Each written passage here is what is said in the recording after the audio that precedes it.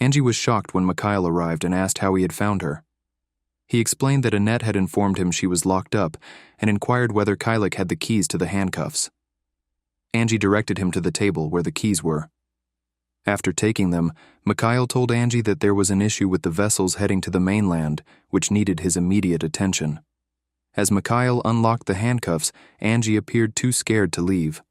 Mikhail reassured her, saying there wasn't much time and that they needed to leave now. He offered to discuss things later, but Angie hesitated. She asked him if he expected her to leave, and he confirmed it.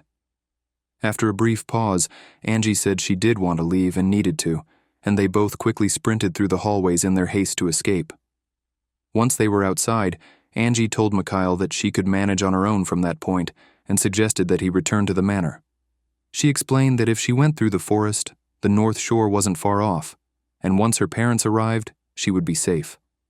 Mikhail insisted on walking her there, pointing out that it was his day off and she was struggling to keep her balance.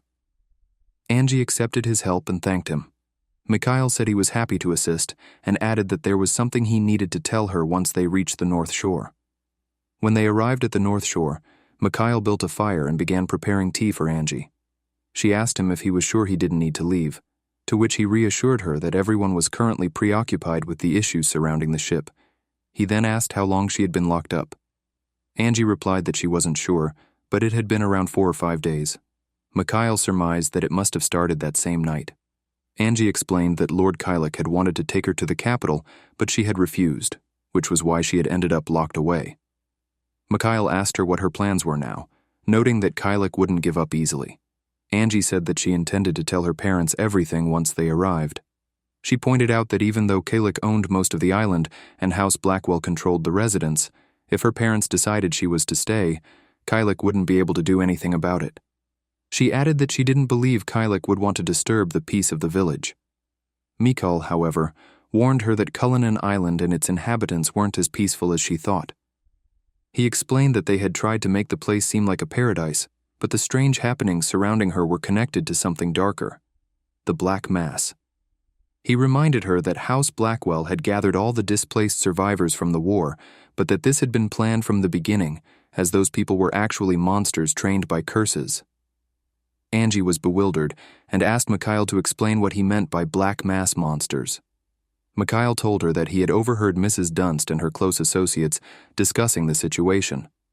According to them, miners on the island, like Angie and Mikhail, were referred to as remedies, while the rest were called helpers, working for House Blackwell. He assured her that he was about to tell her the truth and asked her to believe what he was about to say. Angie was stunned and asked if Mikhail was suggesting that the Black Mass ritual called Eternity had been occurring since the time of the previous Duke, and that a remedy must be sacrificed for the ritual. Mikhail confirmed, explaining that the remedies were used in the Eternity ritual as a form of treatment, all for the purpose of achieving immortality and eternal life. Angie found it hard to believe, but something in her began to make sense. She recalled what she had heard in chapel and from her mother, and the pieces of the puzzle began to fall into place. Then she asked Mikhail about the drug in the rose tea, which he had previously mentioned. Mikhail confirmed that the drug was called opium rose, and that long-term consumption caused gradual memory loss. However, it seemed that adults working as helpers had developed a resistance to it, which is why it had no effect on them. Angie asked how the remedies were sacrificed, wondering aloud if they were all okay. She questioned whether the friends she had grown close to, who attended services with her, were in any danger. Mikhail asked her if that was really what she believed, and showed her the injection marks on his own body. He reminded her that they were both in the same position, but had lost their memories of it. Angie reached out and touched the marks, realizing the truth in his words. She then recalled her friends who had disappeared, asking what would happen to them once they outlived their usefulness as remedies. Mikhail said he didn't know, but he suspected they might be cast off the island after losing their memories. He was convinced that the people of House Blackwell knew how to leave the island, but had been preventing others from doing so in order to keep the island isolated. Angie mentioned the mysterious sharks and fish that had killed Elliot, but Mikhail dismissed it as a lie fabricated by House Blackwell. He explained that someone had been keeping watch at the wind and that person had killed Elliot before mutilating his body. Angie was horrified, asking how anyone could commit such a cruel act. Mikhail responded that the people in House Blackwell were cruel and heinous beyond imagination, and that they had only one option. They needed to go to the capital together. He warned Angie that this might be her last opportunity to escape. Angie hesitated, wondering what would happen if they went to the capital and Lord Kylek was there. She realized that Mikhail might be right, that Kylek must know everything, but she also felt conflicted. Mikhail asked if she was okay and reassured her that if she was worried about her parents, she could make it a condition that they would only leave if they accompanied her. Once in the capital, she could find an opportunity to go far away, perhaps crossing the border to Vintgar or Vincentine. Angie asked when the ship was set to sail. Mikhail told her that it was supposed to leave as soon as the storm passed, but there were minor issues with the vessels, so the departure would probably be delayed by a few days. He suggested that Angie prepare to leave and try to persuade her parents. If she told them it was Kylek's order, they would surely agree. Angie agreed, but insisted that she intended to keep their conversation a secret from her parents. She explained that she believed her parents were being used by the people of House Blackwell, and she didn't want to shock them with the truth. Mikhail agreed, suggesting that she could always tell them once they were safely in the capital. At that moment, a loud clap of thunder interrupted them. Outside, they heard the sounds of the ship in the water and voices shouting, "This way! We need more people on the deck." The captain, Martin, was heard asking the first mate if he was all right, to which Martin responded that he wasn't sick yet, but he was concerned about the captain. The captain assured him that he had induced forward movement and that this was nothing compared to what they had already been through. He encouraged Martin to hold out a little longer, saying that once the heavy rain stopped, they would be able to find the island. Martin prayed for Angie's safety, silently hoping that she would be protected until they could reach her.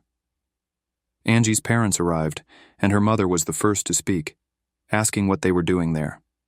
Mikhail greeted Mrs. Risdell politely and explained that Angie had finished her embroidery the day before, and since it was raining heavily, they had decided to wait for her here.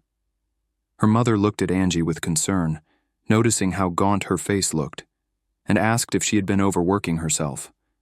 Angie hugged her mother tightly in response, and her mother expressed sympathy, saying Angie must have had a rough time. Her father, bringing some homemade soup, suggested that Angie eat before going to bed. He also offered some to Martin, who thanked him but declined, explaining that he was needed at the Blackwell Manor. Though it was his day off, the storm had increased the demand for help. As Angie and Mikhail exchanged looks, they silently understood the situation. Mikhail said he would come by again some other time and urged Angie to get some rest. Angie thanked him as he left. Her parents exchanged worried glances. Louise spoke first, suggesting that this might be for the best. She believed that once Lord Kylek settled down in the capital, Angie would forget about him and lead a peaceful life with her parents, which seemed like the ideal outcome. Her mother agreed, saying that if the amnesiac was truly safe to consume, it was better than Angie living unhappily with Lord Kylek. She added that staying with Kylek would only make Angie's life difficult, but under their care, there would be no issues. Louise nodded in agreement, saying she would inform Lord Kylek and that they should continue acting as normal. Meanwhile, Martin was running through the rain, heading back to the manor. He had already been informed by Hester that orders had been given to eliminate the thing when the thunder struck, emphasizing the importance of Mikhail fulfilling his role properly. Out of breath, Mikhail finally arrived back at the manor. He called out Lord Kylek's name, knowing that the thing Kylek wanted would never be his. Kylek, however, was not ready to give up. He asked if there was no other way. The captain, apologizing, explained that it would take at least a week to get everything in order, as the storm had delayed their plans. Kylek accepted this with resignation, stating that it couldn't be helped. He then turned around, and Jerome suggested it would be safer to set sail after the storm had passed. However, he worried that if the fog cleared by then, people might grow suspicious. He asked Kylek how he planned to handle this. Kylek replied that it wouldn't be possible to continue deceiving people with shallow tricks. He believed that eventually, people would discover that leaving the island was possible, and that it was only a matter of time before they were allowed to live freely. He added that remedies were no longer needed, At that moment, a man burst in with urgent news. He informed Kyllik that the Risdals had left the manor after meeting with Mrs. Dunst and that the last remaining vial of amnesia had disappeared from the supplies room. Kyllik was shocked. Jerome asked what the man meant, and the man continued, revealing that Angie Risdal had slipped out of the annex early that morning and was now at the North Shore. This could only mean that they intended to use the amnesia. Kyllik immediately left in a hurry, and Jerome tried to stop him, saying it was too dangerous for him to go alone. He offered to escort Kyllik, but Kyllik simply said his name in a commanding tone. Kyllik extended his hand to Jerome, who hesitated but eventually handed him something from his coat. Kyllik took it and mounted his horse, leaving with determination in his eyes, alone in the rain, heading towards his goal. Jerome watched Kyllik leave, silently concerned, but knowing there was little he could do to stop him. Mikhail slipped inside, carefully hiding behind a wall as he overheard voices outside. The guards were in a panic, asking why the tranquilizer hadn't worked and demanding more chains to bind the creature. While the guards were busy, Mikhail managed to sneak into the area unnoticed. As he waited, he saw something horrifying. The guards were being killed by a force they couldn't stop, and Mikhail covered his mouth in fear, hoping the creature wouldn't notice him. The thing that had killed the guards was covered in blood and appeared to be a zombie, moving with a slow, lumbering gait. It seemed to notice Mikhail standing in the corner of the cell, but to his relief, it didn't approach. The creature simply left the room, leaving Mikhail standing there, his breath returning after the tense moment.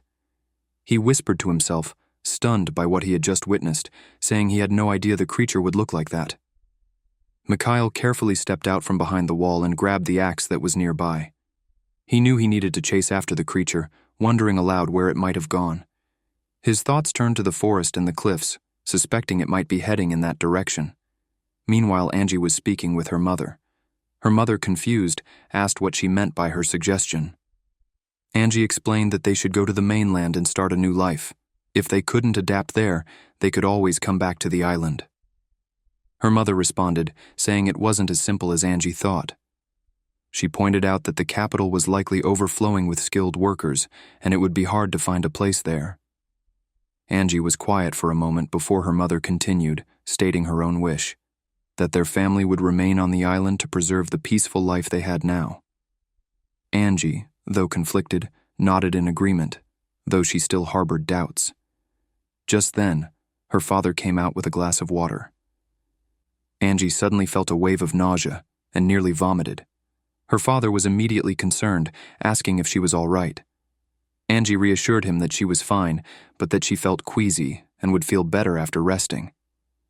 She explained that Lord Kyllik might come looking for her soon, as she hadn't informed him of her whereabouts. She said she needed to make her intentions clear when she saw him and asked her parents to consider her request just this once, to start a new life beyond the island. Her parents were taken aback by her request. Her mother promised she would discuss it with her father, and Angie, relieved, asked if that was true. Her mother affirmed it and suggested she rest for now. She exchanged a glance with her husband, and her father came forward with some medicine for Angie, telling her to take it before going to sleep. He poured the medicine into the water and insisted she drink it all, even though it would be a bit bitter. Angie reluctantly agreed, but before she could take the medicine, a gunshot rang out, startling the entire family. 3 more shots followed, coming from outside the window. It was Kyllik, standing there holding a gun. Her father, his voice urgent, told Angie to get up immediately. He insisted they had to leave, as there was an escape route near the cliffs. Angie, panicked, asked why, but her father didn't answer. He just shouted for her to hurry. Kyllik, breathing heavily and gripping the gun tightly, stood outside, ready for what was to come. Mikhail stood there, holding a lamp and an axe in his hands, staring at the scene before him. He glanced back and saw the zombie standing near a graveyard. It was John Fitzroy Blackwell, the founder of House Blackwell, who had brought upon his family the most dangerous curse. He had forsaken his humanity, daring to venture into the domain of the gods, and as a result, had become a monster, existing without any consciousness. Mikhail knew this creature had to be eliminated for everyone's sake, especially Angie. Without hesitation, Mikhail charged toward the monster, who saw him coming. With a swift movement, Mikhail used his foot to trip the monster, sending it crashing to the ground. As the creature struggled to get up, Mikhail raised the axe and brought it down on the monster's head with force, causing a splash of blood. Meanwhile, Hester and Louise were walking together. Louise asked where the monster had gone, and Hester replied that she had heard it was heading toward the cemetery. Louise seemed concerned, remarking that the cemetery was the last place they expected it to go. She explained the risks involved in facing the creature, noting that it was immortal. Even if they shot it in the heart or severed its limbs, it would just reattach.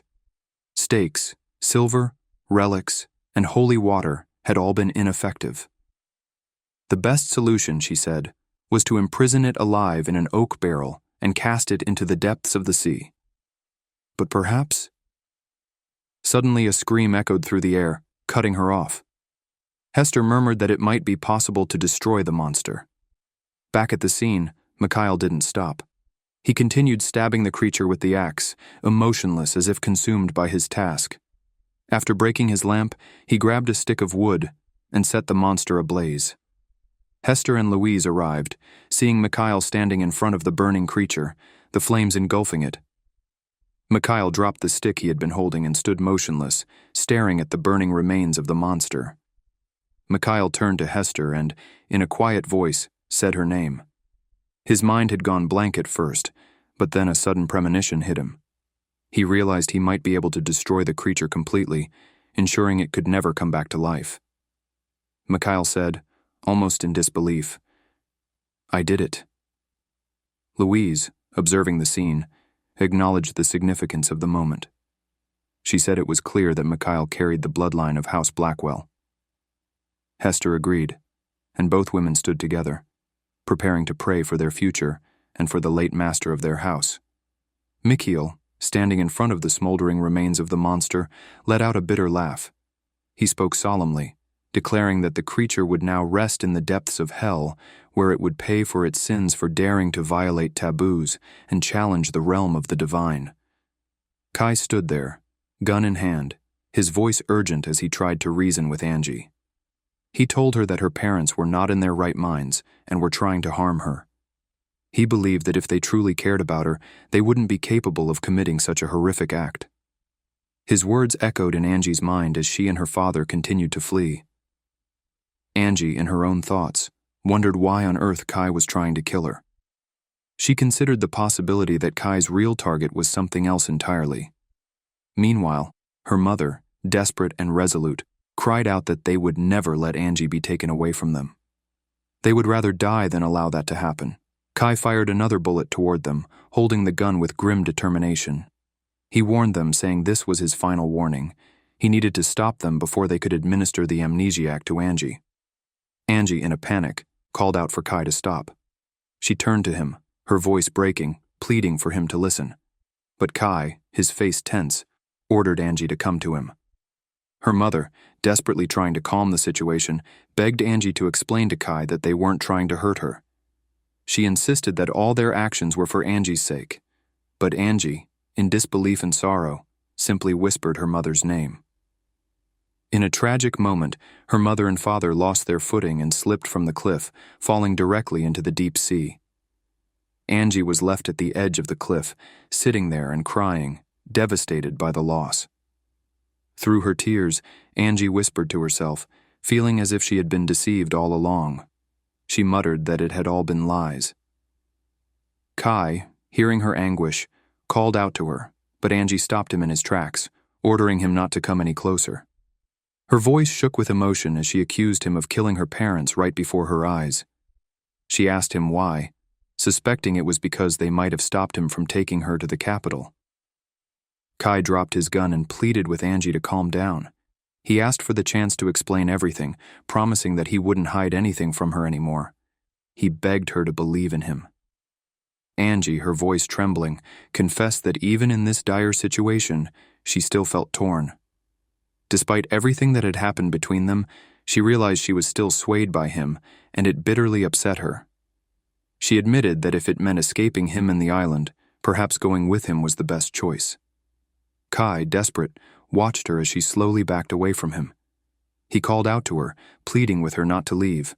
But Angie, in her pain and confusion, had already made up her mind. With a final heartbreaking decision, she jumped from the cliff. As she fell, she prayed to God, hoping that this was all just a terrible nightmare. She wished for the chance to wake up and find peace, asking for eternal blessings upon her tragic demise. The seed nurtured in nature, deemed most perfect and bountiful, was destined to become the root of immortality. It was said that those who sought eternal life would pay a price steeped in blood, closely intertwined with their lineage. The man reflected on the weight of his thoughts, acknowledging that if he wished to preserve all he had achieved and ensure his family's continuity, he had no choice but to defy God. He reminded those around him that to obtain the blood of the firstborn, the one who first saw the light of day, was crucial. The secondborn, destined to continue the family lineage, would need to drink a concoction mixed with that blood to receive the blessing of eternal life. He stressed the importance of sacrifice in this forbidden secret, declaring it a legacy their family must carry until death. Kai awoke, drenched in sweat, realizing it had only been a dream. Jerome entered with breakfast, inquiring about Kai's well-being and suggesting he eat something, even if it was just blood. Kai quickly dismissed the idea, feeling nauseous at the mere thought of blood. He then asked Jerome about the search for Angie. Jerome reported that the search parties were scouring every inch of the island, but had yet to find anything. Louise expressed her frustration at the prolonged absence of news about Angie, lamenting that it had been a month since they had been stuck on the island south of the capital. She wished they could find at least a body to provide closure, so that Kai could accept her death and move on with the succession and engagement plans. Letitia questioned if there was any chance that Angie might still be alive, suggesting that perhaps she had been swept away by the storm and rescued by a passing fishing boat, just as Kai had been. Louise countered that the search efforts were exhaustive and that it was unlikely Angie had survived. She emphasized that the succession ceremony needed to occur within the next month without further delay. Letitia, overwhelmed by emotions, began to cry. Louise expressed her disbelief at both Letitia and Kai's attachment to Angie. Meanwhile, Martin checked on Angie, asking if she was all right and if she felt any discomfort. She assured him she was fine, thanking him for his care. Martin noted that everything must feel unfamiliar to her and that she still seemed uneasy. Angie, however, found it hard to believe her current situation. She recounted how she had met Martin in her dream, the sensation of drowning, and how he had saved her, commenting on their striking resemblance. Martin admitted that he was also astonished by the situation. He reassured her that there was ample time to adjust, as they would never part ways now. He then indicated that there was something important he needed to tell her. Angie asked Martin if he had something important to tell her. Martin responded that it was time for her to understand the avarice surrounding them and inquired if she had heard of eternity. When Angie confirmed she had, he pressed her to share how much she knew. After a brief pause, Martin noted that if she was aware of remedies, helpers, and opium rose, that was enough. He speculated that they might have transfused her blood repeatedly in the pursuit of eternity, suggesting it must have been a painful process for her. Angie clarified that she had no memories of anyone extracting her blood and acknowledged that Martin's words in her dream had prompted her to question everything. Martin expressed his relief at her response, explaining that twins often share a mysterious connection which could have drawn them together through their dreams despite their separation. Angie agreed with him. With a charming demeanor, Martin explained that they were in the kingdom of Vintgar, and Angie confirmed her understanding that this was the capital citadel. Martin continued, describing Vintgar as a constitutional monarchy advancing through the Industrial Revolution, contrasting it with Tri-State, which still clung to an absolute monarchy and experienced occasional peasant uprisings due to the oppressive reign of King Rainier VIII. He warned Angie that there were those who would go to any lengths for immortality: kings, nobles, and wealthy merchants seeking to prolong their enjoyment of power and riches. He recounted the story of John Blackwell, who had succumbed to the temptation of immortality, sacrificing his eldest son to become undead. He explained that the final stage of eternity involved blood karma, which required killing the firstborn and consuming his blood mixed with a drug. Angie was horrified, questioning how anyone could commit such a terrible act and fearing what it meant for Kai. Martin confirmed that Edward Blackwell, Kai's father, had used the older twin as a sacrifice. He emphasized that if Kai had been born first, he would have been the victim.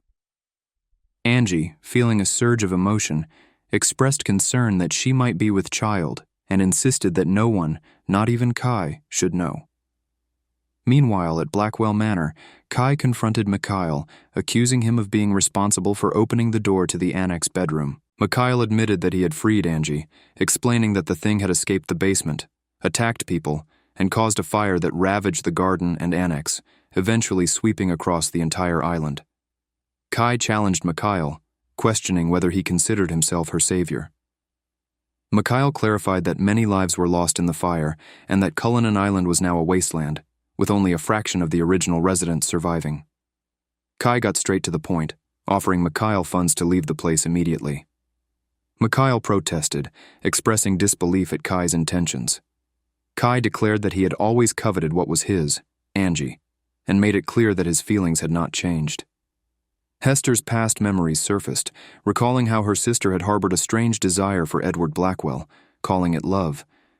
She had seized an opportunity at the ball to slip a drug into his drink, leading to Mikhail's birth. Hester had done her part. Mikhail asked if he was to be left behind. Hester advised that if he truly loved Angie, he should cherish her. In the present, Mikhail admitted that he had feelings for Angie and had expressed them, but he ultimately gave up. He knelt before Kai, pleading for him to retract the order, promising to forget the past and live quietly while serving Kai. Jerome reported that a person sharing a room with Mikhail Randall had noticed a rose design etched on his chest, hinting at the need for further investigation. He suggested that it could be significant. Angie asked Kai what this meant. Kai explained that the mark had been passed down through generations of House Blackwell and that he had carried it since birth. Angie remarked on its beauty, saying her eyes were drawn to it. Catherine suddenly exclaimed in disbelief upon recognizing Amber, stating that she was indeed alive and looked unchanged, seeing traces of Lillian and Ralph in her face. Martin urged his grandmother to go inside, aware that moving around was difficult for her. He promised to brew her a cup of warm tea with the leaves he had brought. Angie then recalled a faint memory of playing with kittens and shared it with Martin. He was delighted that she remembered, while Catherine chimed in, confirming Angie's love for cats and dogs. Angie added that there had been a massive St. Bernard and kittens, and Martin recounted a moment when one of the kittens had stolen a cookie, causing her to cry. Angie confirmed the memory. As they walked, more memories surfaced for Angie, including the sounds of her parents calling her and her brother when she had been reluctant to go outside. She suddenly realized the extent of the lies that had surrounded her and how they had gnawed away at the truth. She recalled Kai's words about hoping she would always be beside him, which stirred her emotions. Angie expressed a desire to forget him, holding her stomach and wondering how she could genuinely despise Kai, the father of her child. 3 years later, a child called out for his mother, and Angie joyfully greeted Noah as he hugged her. Bryn explained that Noah had insisted on seeing Angie, and she thanked Bryn for bringing him. Bryn asked if Angie would be working late that day, to which Angie replied she hoped to finish up in the afternoon. Bryn shared that everyone had been talking about how wonderful Angie's designs and embroidery were, noting their incredible popularity. Angie humbly remarked that she still had much to learn. Patricia chimed in, expressing disbelief at Angie's modesty, mentioning that even the royal family had commissioned work from her. Angie clarified that they had requested table mats and handkerchiefs and were now interested in hats and negligées. Patricia insisted that everyone knew her as Madam M. Bryn expressed pride in Angie, while Noah declared that she was the best mama. As the seasons changed and spring returned, Angie reflected on her journey of building a new life. She had established her business under the name Amber instead of Angie, and welcomed Noah into the world, cherishing the warmth of her new family. Though memories of the past sometimes caused her pain, she would pray and bury those memories, recognizing that despite the hurt, her past had become nourishment for living in the present. Meanwhile, Jerome informed Kai that diplomatic negotiations were progressing smoothly, noting that neither Vintgar nor Tri-State desired war. Kai inquired when he would be departing for Vintgar, and Jerome replied it would be in 2 days. Kai insisted on a thorough review of their plans to avoid mistakes, emphasizing the importance of the upcoming visit for both himself and House Blackwell. Angie was taken aback, asking for clarification after a man informed her that the royal family of Tri-State had visited that morning and would be staying at Vintgar's royal palace for 3 weeks. He explained that while they were ostensibly there for the parade celebrating Vintgar's founding day, the visit held greater significance as it aimed to establish diplomatic relations between the two countries, a significant turning point for Tri-State. Martin interjected, noting that it seemed Tri-State was beginning to open its doors, abandoning its long-held isolationist policy. Angie contemplated the implications of the Tri-State royal family's presence and realized that as a high-ranking noble family, House Blackwell must also be involved. However, the man reassured her that the roster of the royal entourage did not include Duke Blackwell. He mentioned that only royal guards and senior members of the Privy Council would accompany the royal family. Although he had known about the visit for a week, he hadn't shared the news with her to avoid causing unnecessary worry. Angie apologized for her concern, but the man insisted there was no need to. Despite this reassurance, Angie couldn't shake the feeling that lingered after 3 years. The mere mention of Kai's name still evoked a strong reaction in her. She listened to Martin's conversation, which turned to the Duke's marital status. The man noted that Duke Blackwell had not yet married his fiancée, nor had they had children, speculating whether that was intentional or due to an inability to conceive. He remarked on the mystery surrounding House Blackwell and the continuation of their eternity rituals. Martin added a reassuring note, stating that there had been no reports of missing minors in the last 3 years, which could suggest they had ceased using remedies and performing the eternity ritual. The man expressed hope that this was the case, given that they could no longer obtain opium roses grown on Cullinan Island. However, he cautioned that despite the passage of time providing some safety, Angie remained at risk, advising that they should not let their guard down. Angie silently prayed that those involved sincerely repented for their past actions and would commit no further wrongs. In the kingdom of Vintgar, the princess conveyed her genuine delight that Letitia had joined the delegation, even if belatedly, and expressed hope that her stay in the palace would be comfortable. Letitia was appreciative, admiring her magnificent chamber. As she felt the table, she paused, taken aback. The maid inquired if it met Letitia's liking, explaining that it was a creation of Madame M., who had become renowned for her delicate and sophisticated work, not merely following trends. Letitia's memories surfaced, recalling a moment when she praised Angie's intricate design, astonished that she had created it in just 2 days. Angie had thanked her, and Letitia had encouraged her to set up her own brand, suggesting names like Madame Angelina or Madame Marigold. Letitia remembered how Angie had thought Marigold was perfect. Back in the present, Letitia inquired about the whereabouts of Duke Blackwell. The butler informed her that he was engaged in a meeting to establish diplomatic relations and would be difficult to see until after the Founding Day parade.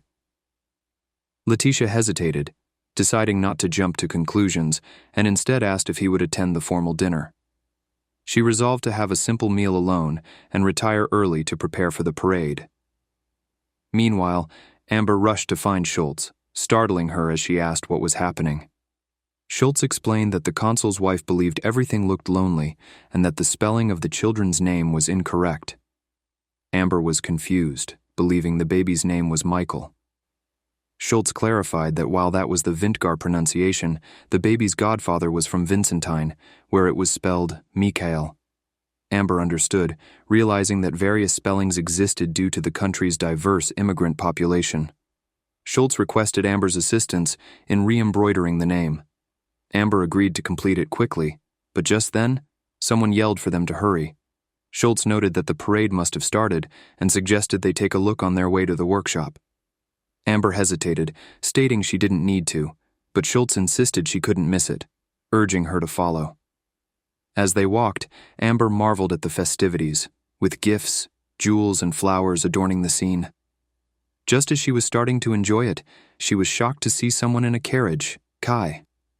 Startled, Amber wondered why he was there, prompting Schultz to call her name. In a moment of instinct, Angie turned and ran, while Kai stepped out of the carriage and chased after her, having recognized her presence. Angie burst through the doors calling out for Noah. She found Bryn and her father sitting there but was frantically searching for her child. Spotting Noah slipping away, her heart raced. Bryn, sensing her distress, urged Angie to calm down, not fully grasping the situation. Angie informed Bryn that Kai was in Vintger and realized that he had recognized her. A man suggested that it would be best for Angie to go into hiding until the tri-state delegation left Vintgar. He recommended she head to Levin for the time being and promised to investigate the details of the situation. If it seemed serious, he advised she could go to her aunt in Rorschach. Bryn agreed, stating that Duke Blackwell was unaware of Noah's existence, so there was no need for panic, and noted that it seemed they had also stopped the eternity rituals. Angie concluded it might be wise not to take Noah with her for safety's sake. Bryn reassured her that they would care for him, and Angie expressed her gratitude. She mentioned she had a bit of work to finish, but would leave as soon as possible, asking Bryn to explain everything to Martin. As thoughts of Kai surfaced, she steered her mind away, entrusting Bryn with Noah should anything happen to her. Meanwhile, Kai noted that they had 2 weeks until their return to Tri-State and insisted they must find her before then. He recalled her wearing a brown dress and casual clothes, as if she had merely been out for a stroll, and instructed to expand their search to the outskirts of the citadel. Jerome agreed, telling Kai to leave the search to them and to get some rest after hours of combing the streets. Kai's heart raced, feeling as if the world around him had faded, yet he recognized Angie immediately. But just then, a butler approached, urging him to listen carefully. Jerome urged him to lower his voice, anxious about the news. The butler reported that His Majesty had gone missing, and they were searching every corner of the palace with the help of Vintgar's royal guards, but he was nowhere to be found. The last confirmed sighting of him was around the time the parade ended. Jerome was shocked, recalling Rainier VIII, the puppet king of Tri-State, known for his cowardice. Kai feared that someone might be attempting to dispose of him, suspecting the second in line to the throne was waiting for an opportunity. Kai ordered an investigation into Grand Duke Winston, specifically concerning whom he had been in secret contact with. That night, in a quiet corner, knights were discussing their plans. One knight remarked that the parade had been the perfect opportunity, as Vintgar's royal guards had flocked to the event while their puppet king stayed hidden in the palace. Another knight agreed, praising their master's decision. Then, a voice emerged from the shadows. Mikhail had appeared, prompting the knight to check if he was dozing off.